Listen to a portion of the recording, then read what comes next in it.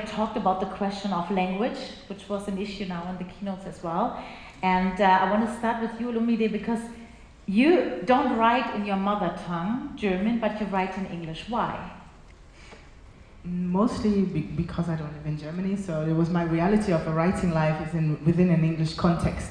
But also what I write about is also in an English context. I write a lot about London because I live in London, and the things that I want to work out have to do with arriving there.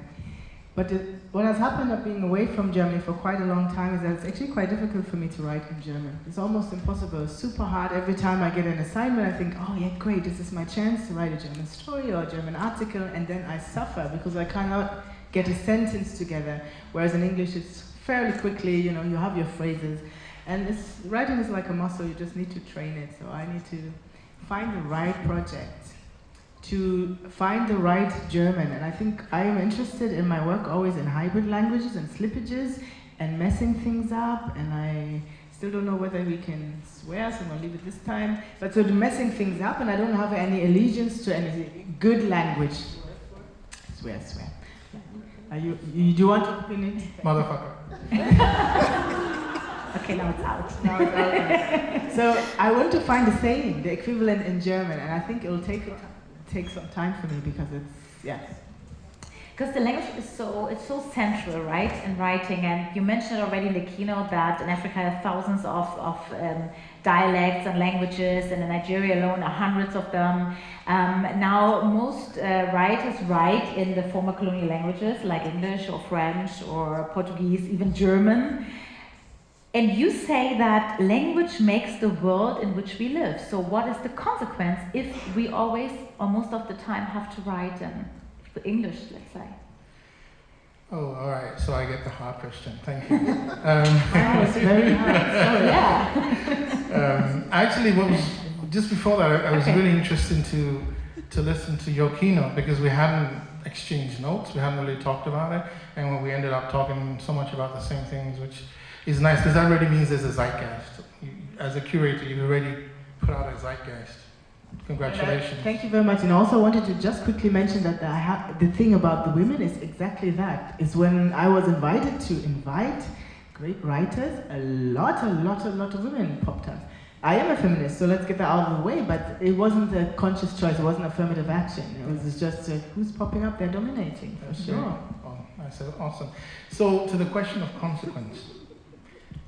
Here's one of the problems with Africa, just economically and otherwise, is that colonialism, by its intervention, split up traditional systems of governance.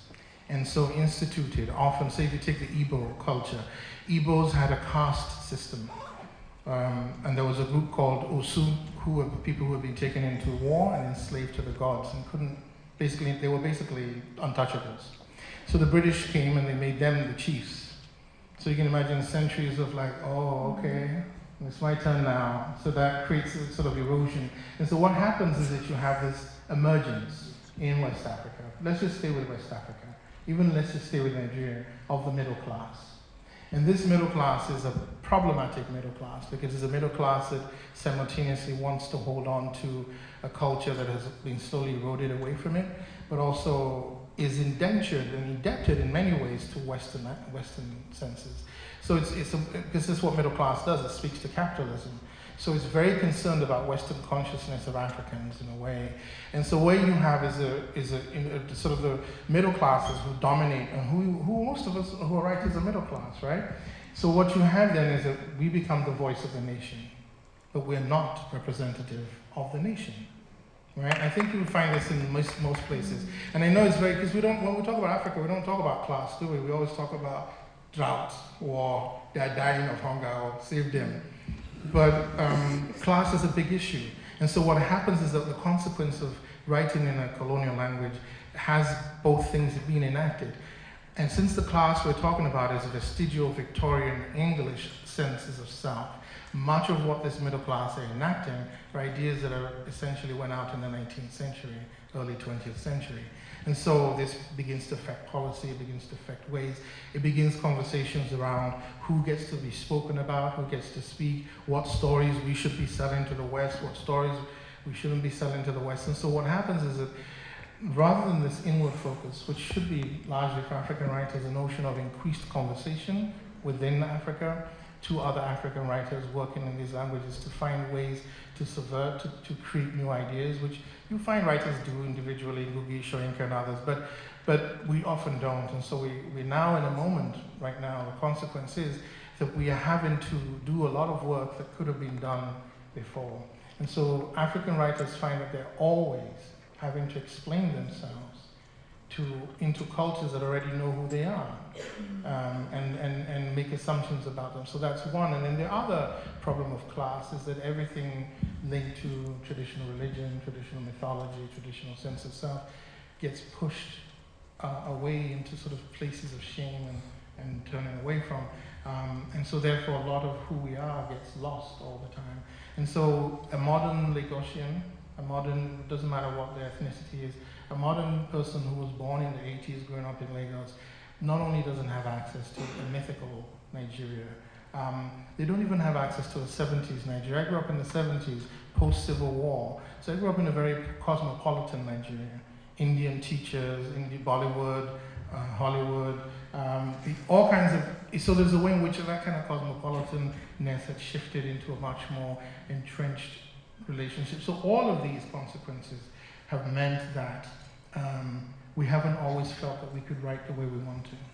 But a new generation are completely rejecting these notions. So that's a good consequence of it. So I think that what we have now, in whatever colonial or indigenous language you try to think of, is an emergence of a self that I think has been broiling for a few hundred years and has been waiting to come out. And so much of what we think is new, I actually think is off.